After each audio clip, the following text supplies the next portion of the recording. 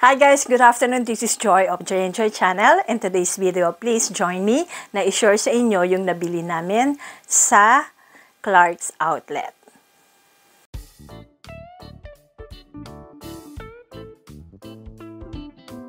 Umpisahan natin sa dito sa trouser na nabili namin. So, yung brand niya ay ito, Antique Rogue. Hindi ko mabigkas no? And then, ito yung price niya.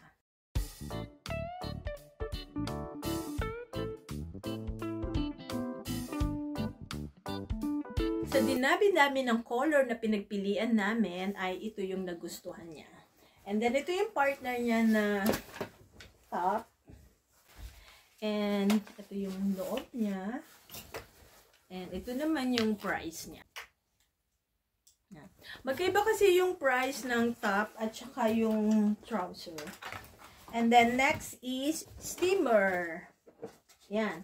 From 40 pounds, naging 20 pounds na lang. And ito yung instruction niya. Meron siyang free na brush. Ito. Yan. So, basahin natin ang mga super light, fast and ready in 15 seconds.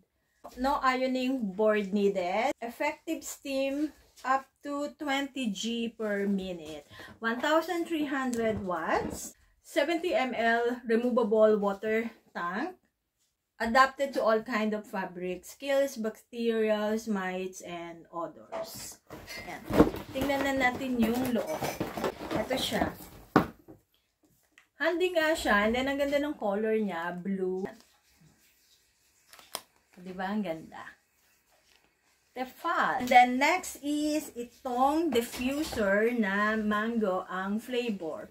Half price siya. Parang 5 pounds na lang yata. And then, next is itong heavy na to. Heavy. Ito siya. Wok na ewan ko, large ba to o medium? Ayan. Ang ganda niya, tsaka kasi, makapal. Ayan.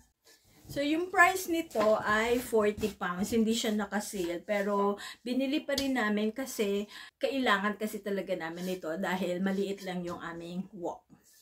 Okay, yun lang po. And thank you for joining me sa aking mini haul. Thank you for watching. And please don't forget to like, subscribe, and click the bell icon for more videos. Bye! Bye!